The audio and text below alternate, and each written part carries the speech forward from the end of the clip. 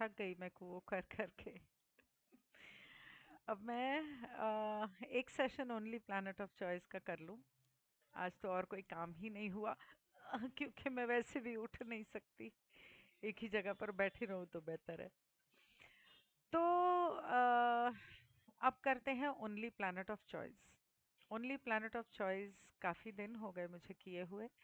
और इसके अंदर जो पहले बात हो रही थी वो ये हो रही थी कि क्रॉप सर्कल्स के बारे में बात कर रहे थे। तो गेस्ट टू बोलता है, जो दूसरा मेहमान है वो बोलता है कि जब आप ग्रहों की दशा के बारे में बात करते हैं तो क्या वो हमारे सौर मंडल की बात कर रहे हो या पूरे ब्रह्मांड के ग्रहों की बात कर रहे हो। तो टॉम कहता है कि तुम्हारे सौर मंडल में जो ग्रह हैं उनके ऊपर बड़े पुराने समय से कुछ चीजें रखी हुई हैं, कुछ उपकरण रखे हुए हैं।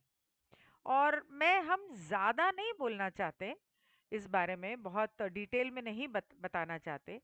लेकिन our being is in weakness, our being फिलिस इज इन वीकनेस।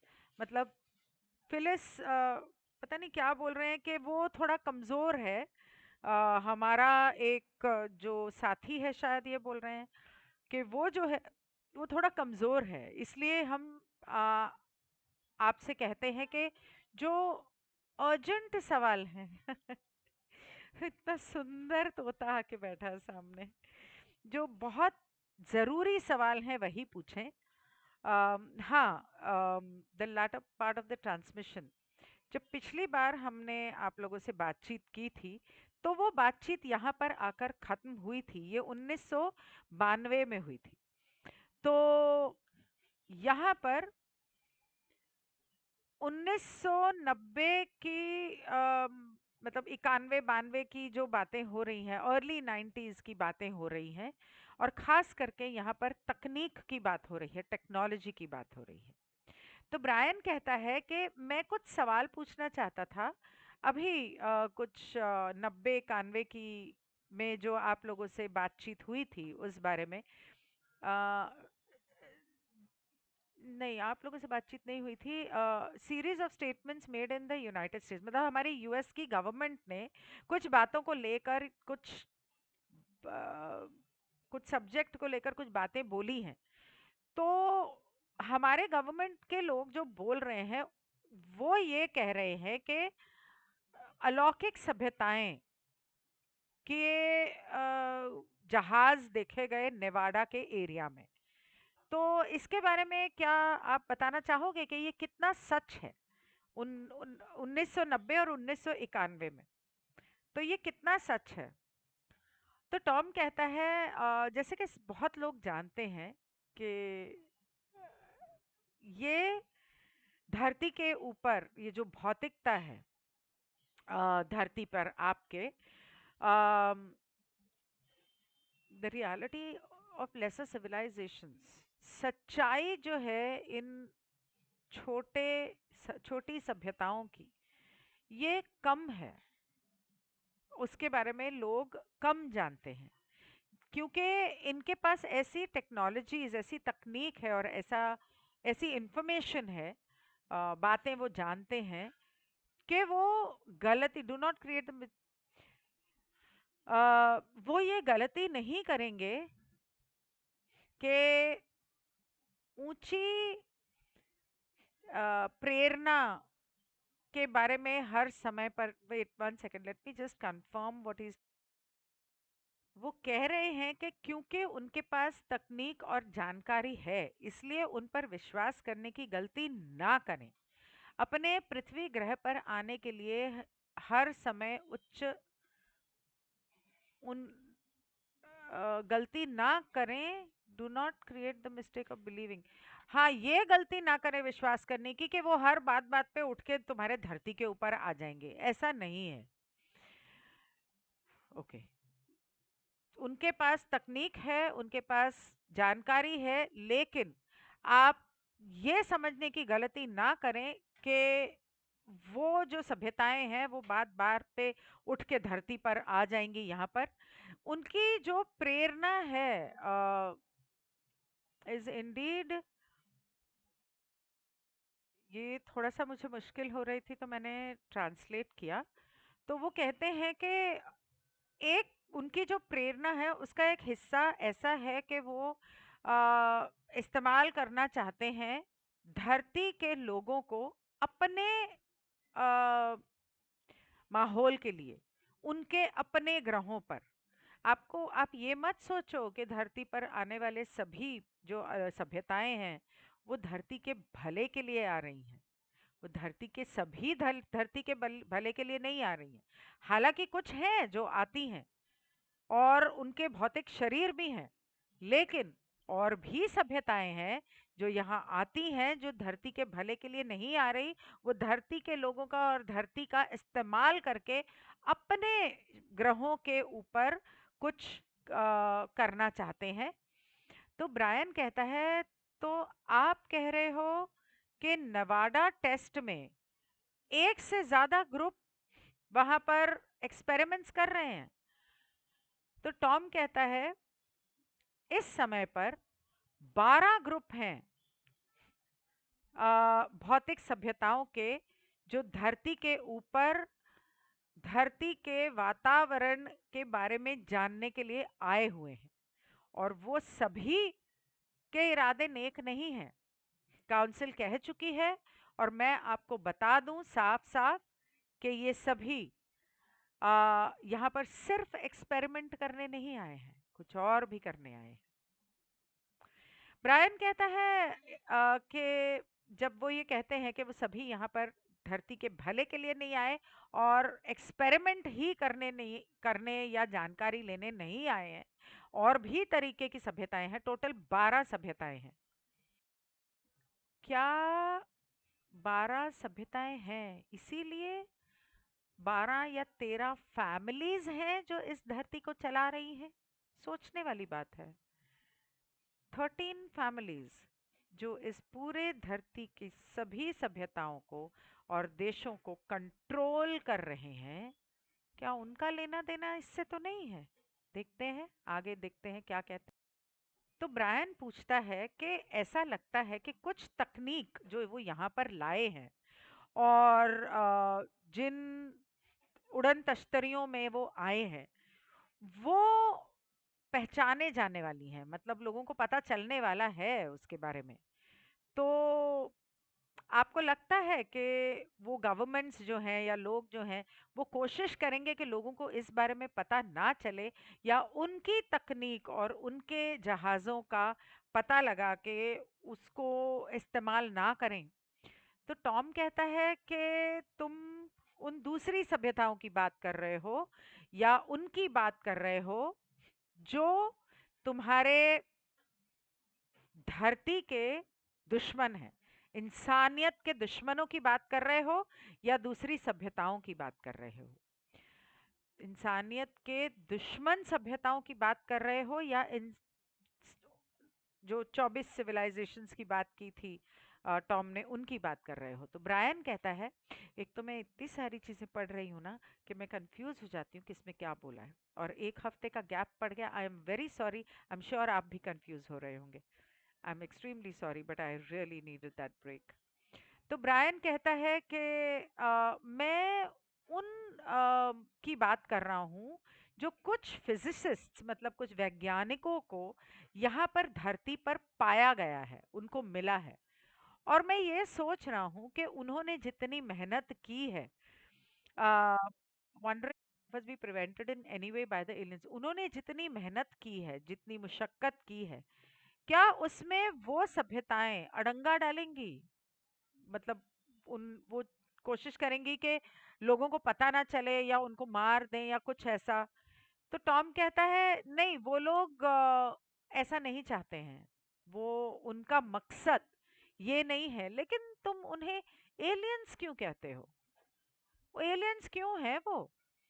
तो जॉन कहता है, हम लोग तो यही शब्द इस्तेमाल करते हैं, जो धरती का नहीं है उसको हम एलियंस कहते हैं। तो टॉम कहता है हाँ। तो जॉन कहता है तो आप कह रहे हो कि उनका मकसद ये नहीं है, तो आप बताएंगे कि उनका असली मकसद क्या है? तो जॉन कहता है उनके बहुत सारे मकसद हैं। जिनका इरादा नेक है, वो इस धरती को नेस्तो नाबूद होने से बचाना चाहते हैं, इसकी सुरक्षा करना चाहते हैं, इंसानियत की सुरक्षा करना चाहते हैं। और वो चाहते हैं कि अगर जरूरत पड़ी तो धरती को तबाह होने से, टुकड़े टुकड़े होने से, हम इसे पूरी तरह से खत्म हो जाने से हम इसे बचा सकें। क्योंकि अंत में अगर ये खत्म हो जाती है तो एक पूरे नए सिरे से शुरुआत करनी पड़ेगी। और ये मुमकिन नहीं है कि हम नए सिरे से शुरुआत करें या इंसानियत के वो सारी आत्माएं नए सिरे से अपनी खोज की शुरुआत करें। This is what I understood. धरती के ऊपर जो हालात हैं वो एक कुछ ऐसे हैं कि बर्बादी अगर आती है, अगर धरती तबाह होती है, धरती बर्बाद होती है, तो वो पूरे ब्रह्मांड को तबाह कर सकती है और पूरे ब्रह्मांड की ऊर्जा को और दूसरे सौर मंडलों को, दूसरी आकाश गंगाओं को भी ले डूबेगी। उनके ऊपर भी असर पड़ सकता है। बहुत से ऐसे हैं जो चाहते हैं कि वो यहाँ आए, क्योंकि उन्होंने अपने घर और अपने ग्रह तबाह कर दिए हैं और वो एक नया घर ढूंढ रहे हैं। तो वो अपने ग्रह को तबाह करने के बाद, सत्यानाश करने के बाद, अब यहाँ तुम्हारे घर में आके तुम्हें यहाँ से भगा के तुम्हारे ग्रह पर कब्जा जमाना चाहते हैं और इसको भी वो कल को बर्बाद कर देंगे। आह, इसीलिए वो इंसानों पर अलग अलग एक्सपेरिमेंट्स कर रहे हैं और जानवरों पर, upon humankind and animal kind for testing available possibilities, इंसानों और जानवरों पर अलग अलग एक्सपेरिमेंट्स करके अपने लिए जानने की कोशिश कर रहे हैं कि वो यहाँ पर किस तरह से रह सकते हैं, उनके लिए यहाँ पर क्या बेहतर है, वगैरह वगैरह। तो वाओ। दूसरों की अपनी सेवा के रास्ते पर जो चल रहे हैं। अब अगर आपने वो कुओ चैनलिंग जो मैंने अभी की आज दिन में, उसके 4 पार्ट किए शायद, अगर उसको आप पढ़ेंगे, सुनेंगे, और उसमें उन्होंने कहा है खुद से प्यार करो, खुद के शरीर से प्यार करो, वो खुद की सेवा का रास्ता नहीं है। वो खुद से प्यार है, सेल्फ लव है। ये खुद गर्जी की सेवा का रास्ता है। जहां आपको लगता है कि आप ही सूर्य हो, पूरा ब्रह्मांड तो आप ही के आसपास घूमता है, जैसे कि वो बिल्ली के दरवाजे को लगता है, या जैसे कि वो बाकी सबको लगता है, राजा रानियों को, दूसरे देशों में बैठे हुए वो सारे प्रेसिडेंट्स को लगता है कि तो दुनिया तो तुम्हारे ही आसपास घूमती है, तुम ही तो दुनिया को चला रहे हो। तो वो अलग है और वो अलग है। दोनों में जमीन आसमान का फर्क है। खुद से प्रेम करने का मतलब ये नहीं है कि तुम दूसरे का नुकसान करो, बल्कि दूसरे को भी वैसे ही प्रेम करो जैसे खुद से करते हो। और ये तो दूसरा गया तेल लेने। मैं मेरे हिसाब से ही दुनिया चलनी चाहिए, चाहे दूसरा मरता है मरे। तो ब्रायन कहता है अ, जिस इंसान ने हमें ये सारी बताई बातें बताई हैं, उसका क्या होगा? क्या उसको सजा दी जाएगी क्या किसी तरह से? तो टॉम कहता है जैसे कि तुम जानते हो, तुम्हारी इस धरती के ऊपर जो अमेरिका का राष्ट्र है, इसने एक गुप्त माहौल बना दिया है, सिचुएशन तैयार की है अपने लोगों में, जो बताया नहीं जा सकता। मतलब उन्होंने कुछ इस तरह का कार्य कर रहे हैं जो अपने लोगों को नहीं बता रहे, अपने देश के लोगों को, और वो बताई नहीं जा सकती क्योंकि उन्होंने किसी को सही बातें सच बताया ही नहीं है। इसीलिए सच जानने की और बताने की सारी कोशिशें अगर की जाती हैं तो उनके लिए, उनकी सोच के हिसाब से ये अन्याय होगा। तो अगर therefore all attempt made to create, नहीं सॉरी, अगर ये उनकी ये बातें, छुपी हुई बातें कोई आकर बता देता है, तो उस इंसान के साथ दुनिया भर की नाइंसाफी होने की संभावना है। मतलब वो लोग उसे हर तरीके से परेशान करेंगे। अगर एक ऐसा वक्त आता है आपके धरती के ऊपर जब सभी लोग इकट्ठे होके, एकजुट होके, ये सब जो बातें आप लोगों को बताई जाती है ना, फिलॉसफी जो झाड़ी जाती है, जो कि सच है ही नहीं, उन चीजों के खिलाफ खड़े होते हैं। जैसे कि आ, सच जैसे कि लोगों को जो सच बताया जा रहा है या बताना चाहिए उसको खत्म कर देना, such as destruction of truth telling people. जो लोग सच बोल रहे हैं, सच बता रहे हैं, दुनिया तक पहुंचा रहे हैं, ऐसे लोगों को मार देना। अगर सभी लोग एकजुट होकर गवर्नमेंट के खिलाफ या इन चीजों के खिलाफ खड़े होते हैं और आवाज उठाते हैं कि ये चीजें नहीं होनी चाहिए, जैसे कि जो सच बता रहे हैं उनको मार दिया, तो क्यों मारा भाई? सुशांत को मार दिया, वो तो सच बता रहा था। श्रीदेवी को मार दिया, वो सच बता रही थी। दिशा को मार दिया, वो सच बता रही थी, दुनिया के सामने ला रही थी। इन लोगों को मार दिया।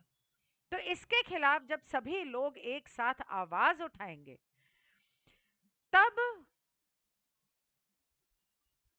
वो इस चक्रव्यूह में शामिल हो जाएंगे। और अगर बहुत सारे लोग एकत्र हो गए और उन्होंने आवाज उठाई, तो वो इन लोगों को, इन बुरे लोगों को सजा दे सकते हैं। लेकिन उसके लिए ज्यादा से ज्यादा लोगों की जरूरत पड़ेगी कि ज्यादा से ज्यादा लोग आ, इस इन चीजों के खिलाफ आवाज उठाएं और इस चक्रव्यूह में शामिल हो सके, ताकि वो इस चक्रव्यूह को तोड़ सकें, जिस चक्रव्यूह में आज हम सभी फंसे हुए हैं। हमको हमारे इन भौतिक लीडरों ने फंसाया है, ये रईस लोगों ने फंसाया है। जब हम इस चक्रव्यूह को तोड़ सकेंगे, तभी हम उन लोगों को सजा दे सकेंगे और उनको यहां से भगा के खुद आजाद हो सकेंगे। जॉन कहता है अगर बहुत सारे लोगों को इस बारे में पता होगा, आ, तो एक तरह से वो आदमी बच जाएगा ना, कि 50 लोगों को ये बात पता थी, तो एक ने आके हमें बताई, फिर तो उसके ऊपर उंगली नहीं उठेगी, फिर तो उसको परेशान नहीं करेंगे, फिर तो वो बच जाएगा ना। तो टॉम कहता है इन प्रोटेस्ट यस। अच्छा, तो वो कह रहा है कि अम, अगर बहुत सारे लोगों को पता चल जाएगा तो वो बच जाएगा। तो टॉम कहता है हाँ, अगर जो लोग आवाज उठा रहे हैं ऐसे बहुत सारे लोग होंगे तो वो बचेगा इन प्रोटेस्ट। तो जॉन कहता है ये जो अमेरिका के लोग हैं, जो जहां वो काम कर रहा था वहां पर वो काम कर रहे हैं, उनका मकसद क्या है इन एलियंस के साथ काम करने का, जैसे कि हम उन्हें एलियंस बोलते हैं। तो उनका क्या मकसद है इन एलियंस के साथ काम करने का? तो टॉम कहता है तुम उनके लीडर्स की बात कर रहे हो, है ना, दूसरों की नहीं। तो जॉन कहता है मैं उन लोगों की बात कर रहा हूँ जो नेवाडा में हैं, जो वैज्ञानिक हैं और उनके लीडर हैं। तो मेरे ख्याल से वो लोग मिलिट्री के लोग हैं। अम, मतलब अमेरिका की मिलिट्री को ताकतवर बना के, अमेरिका की रक्षा या अमेरिका को बहुत ताकतवर बनाने के हिसाब से कर रहे हैं, तो मिलिट्री पर्पसेस के लिए कर रहे हैं, मतलब जंग के लिए तैयारी के लिए कर रहे हैं या किस लिए कर रहे हैं, उनका मकसद क्या है? ये जो वैज्ञानिक हैं, जो लीडर हैं, ये सारे मिलके जो नेवाडा में हैं, उनका मकसद क्या है? कुछ ऐसे हैं जिन जो इंसानियत की बेहतरी के लिए, कुछ सभ्यताएं ऐसी हैं जो इंसानियत की बेहतरी के लिए यहाँ पर आई हैं, और कुछ ऐसे हैं जिनको, जो नहीं चाहते कि दूसरी सभ्यताओं के एलियंस धरती के ऊपर आए।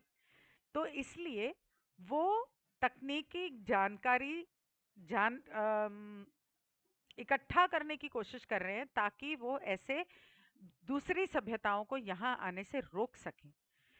तो ब्रायन कहता है, अच्छा, तो will the efforts to understand the alien technology be successful? मतलब कि वो जो एलियंस की तकनीक समझने की कोशिश कर रहे हैं, जैसे अमेरिका के लोग अगर एलियंस की टेक्नोलॉजी समझने की कोशिश कर रहे हैं ताकि वो उनकी तरह ऐसे स्पेसक्राफ्ट बना सकें जिसमें वो उड़ के ब्रह्मांड की सैर कर सकें, या कुछ भी तकनीक बना के दूसरे देशों पर हमला कर सकें, जो भी है, तो क्या वो कामयाब होंगे? तो टॉम कहता है, वो कामयाब तो हैं, लेकिन पूरी तरह से नहीं, थोड़ा सा कम है। तो ये 1992 की बात कर रहे हैं, जब वो कहते हैं कि वो अभी भी पूरी तरह से कामयाब नहीं, थोड़ा कम है, अब तक तो पता नहीं कहाँ ही पहुंच गए होंगे। तो ब्रायन कहता है, ये जो टेक्नोलॉजी है, इन दूसरे ग्रहों से जो अलौकिक सभ्यताएं आ रही हैं, उनके जो जहाज हैं, उसकी जो टेक्नोलॉजी है, क्या ये वैसी ही है, same as the condensed charge technology that I am aware of? मैं जिस कंडेंस्ड चार्ज टेक्नोलॉजी, अब कंडेंस्ड चार्ज टेक्नोलॉजी को क्या बोलते हैं हिंदी में मैं बताती हूँ। कंडेंस्ड चार्ज टेक्नोलॉजी, संघनित चार्ज प्रौद्योगिकी, कैसे कैसे शब्द हैं। तो ये जो है, मैं उसी के बारे में जानता हूँ। तो क्या ये उनके जो जहाज है इससे बने हुए हैं? तो टॉम कहता है, ये उनकी दुनिया में है, दो ध्रुवी ध्रुवीकरण वाले हैं, जो it is two polarities which exactly overlap and overlay, and each charges the other. It is as above so below, as with the hell emblem of Huwa, the six-pointed star. Do you understand? तो हुआ के जो लोग हैं, उनका जैसे हम लोगों का धरती के ऊपर यहाँ हम सब वो स्वास्तिक को मानते हैं, तो हुआ के जो मानते हैं, मतलब वो एक तरह से लोगो है, समझ लो कि हर पूजा में हर जगह पे स्वास्तिक इस्तेमाल किया जाता है। तो वो कहते हैं हुआ के जो लोग हैं, वो पेंटाग्राम, लेसर पेंटाग्राम, वो जो एक त्रिकोण और उसके ऊपर उल्टा त्रिकोण, वो जो सितारे का डिजाइन होता है, वो उसको मानते हैं। तो इसी तरह से उनकी उस दुनिया में वो टेक्नोलॉजी है, लेकिन वहां पर दो अलग अलग तरह के अम, झुकाव हैं, ध्रुवीकरण हैं, जो एक दूसरे के ऊपर या एक दूसरे के साथ काम करती हैं और एक दूसरे को चार्ज करती हैं। जैसे ये दो ध्रुविकाएं हैं जो बिल्कुल ओवरलैप एंड ओवरले करती हैं। अब हिंदी में ट्रांसलेट करने के बाद भी ओवरलैप एंड ओवरले बोलेगा तो फिर मैं हिंदी ट्रांसलेट करके फायदा क्या? और प्रत्येक चार्ज होता है, प्रत्येक एक दूसरे को चार्ज करता है। ये जैसे ऊपर वैसे नीचे, जैसे कि हुआ के प्रतीक के साथ है 6 नक्षत्र वाला सितारा। ये तो मैंने बता ही दिया था। अह, फायदा क्या हुआ अच्छा उसको ट्रांसलेट करने का? तो जॉन कहता है, हाँ, हम लोग उसे स्टार ऑफ डेविड कहते हैं, जिसमें दो त्रिकोण होते हैं, एक सीधा एक उल्टा। तो अगर आपको याद होगा, तो श्री यंत्र जो है, श्री यंत्र पे बहुत सारे त्रिकोण हैं, एक दूसरे के ऊपर उल्टे सीधे उल्टे सीधे उल्टे सीधे, शायद 16 है, if I am not wrong, और बीच में एक बिंदु है।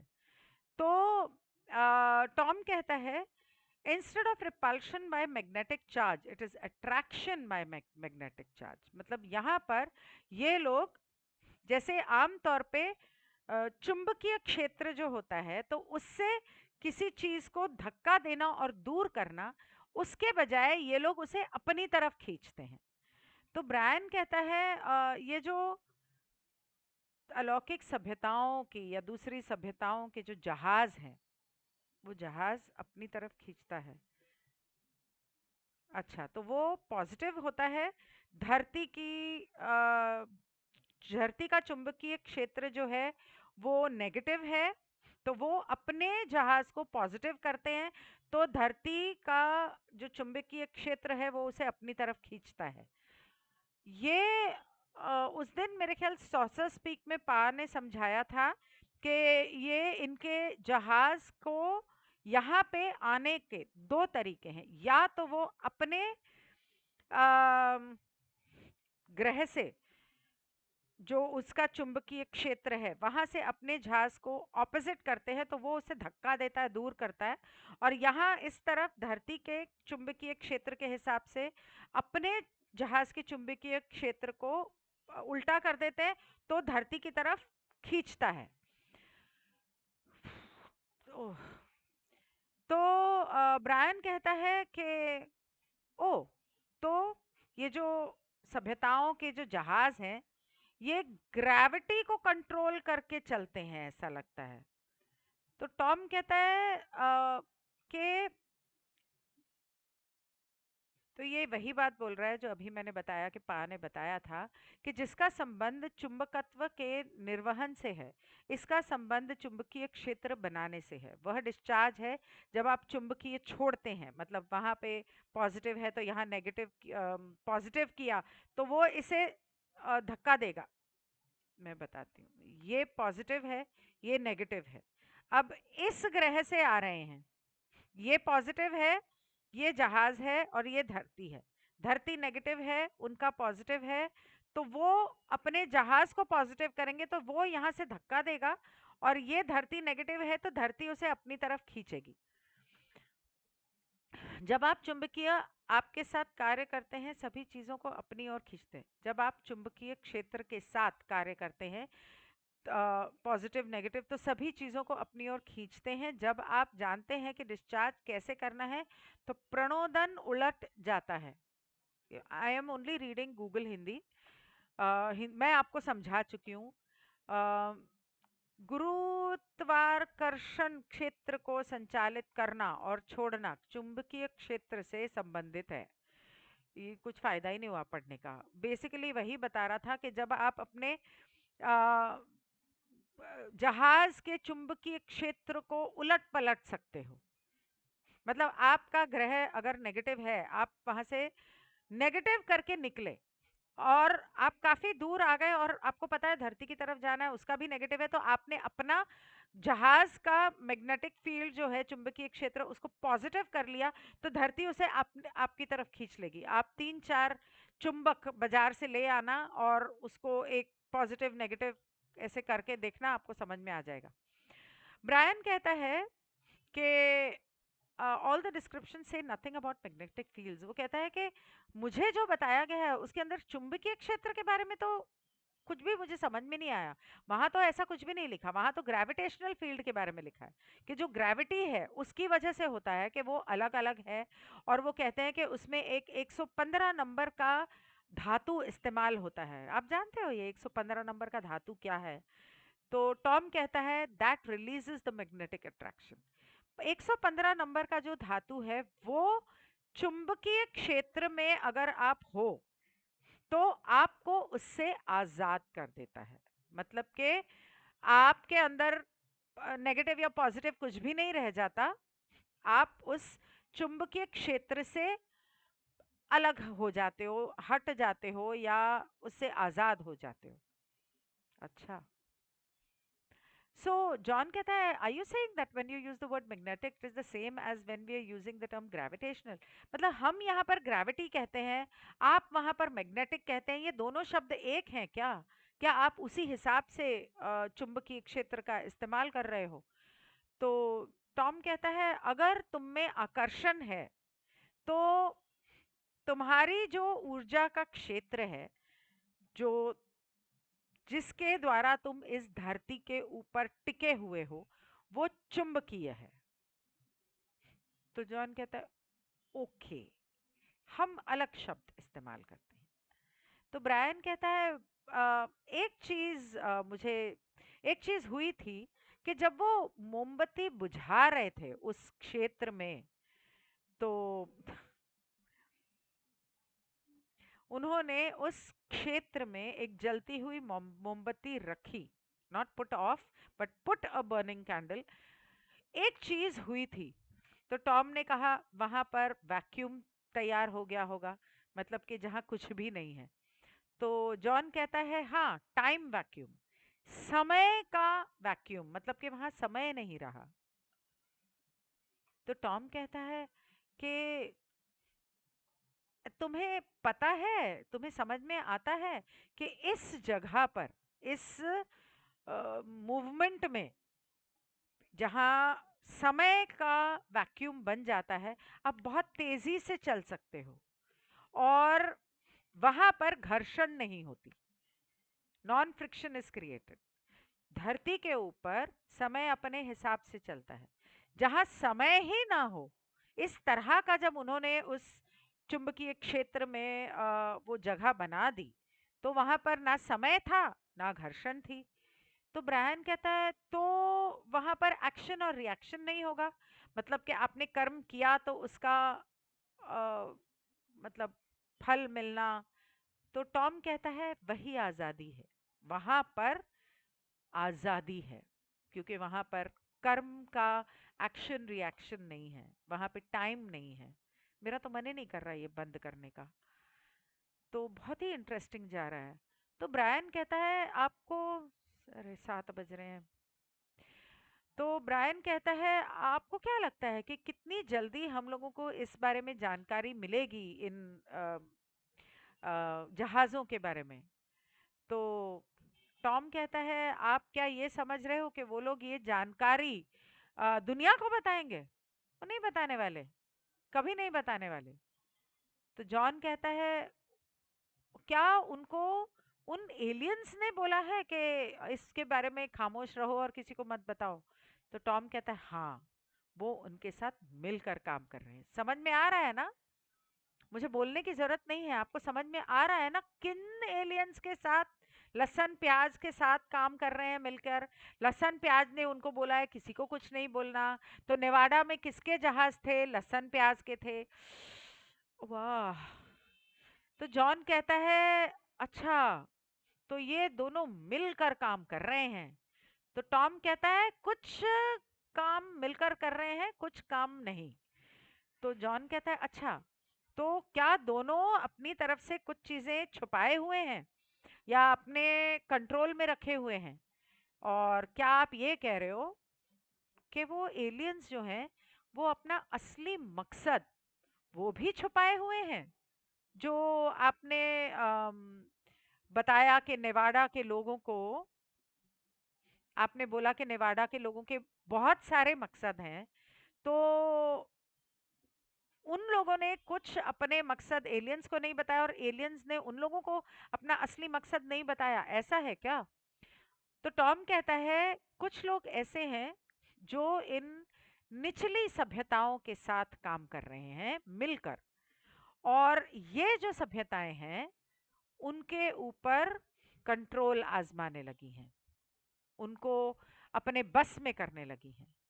और दूसरी सभ्यताएं हैं जो इनके साथ मिलकर काम नहीं कर रही, और वो जो है उनको इन लोगों ने मार दिया है, in effect eliminated in फिजिकलनेस।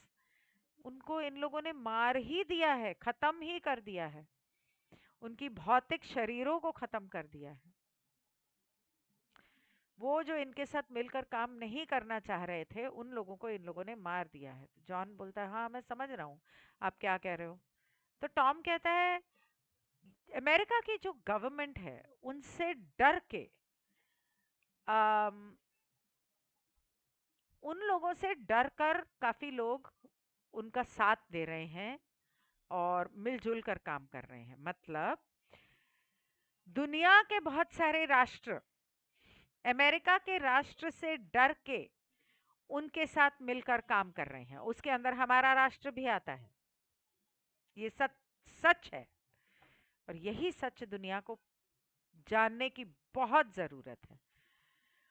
John कहता है हाँ मेरा यही सवाल था अगला कि इतने सारे अलग अलग समूह हैं एलियंस के जो काम कर रहे हैं, अम, क्या कोई गवर्नमेंट के साथ कोई और समूह भी है जो इसी तरह काम कर रहा है, शायद दुनिया के किसी और राष्ट्र में, कहीं और, जैसे रशिया हो सकता है या चाइना हो सकता है, कहीं भी, और क्या कहीं और भी है? तो टॉम कहता है बहुत बार आ चुके हैं ये लोग, और बहुत बार अपने आप को सामने दिखा चुके हैं, और कुछ ऐसे एक्सीडेंट्स हुए हैं जो अमेरिका में हुए. One second. There have been many visitations, physical appearances and accidents that have been tunneled to the US, and there are also attempts in Russia and investigations in cooperation with US. Oh, Russia और America के बीच में शायद एक tunnel बनाया हुआ है, ये मुझे समझ में आया. और उन जमीन के नीचे से सुरंग बनाई हुई है, जिसके द्वारा दोनों मिलकर काम कर रहे हैं, ऐसा मुझे समझ में आया. और रशिया में भी इस तरह की खोजबीन चल रही है. Also attempts in Russia investigations, जो कि अमेरिका के साथ मिलकर कर रहे हैं. मतलब ये दुनिया के सामने दुश्मन होने का दावा करते हैं, अंदर खाने सबके सब मिले हुए हैं. कितने अब्बा डब्बा जब्बा हैं ये लोग. वहां कई मुलाकातें, शारीरिक दिखावे और दुर्घटना हुई हैं. संयुक्त राष्ट्र अमेरिका में सुरंग बनाई गई है, और रूस के सहयोग से भी जांच के प्रयास किए जा रहे हैं.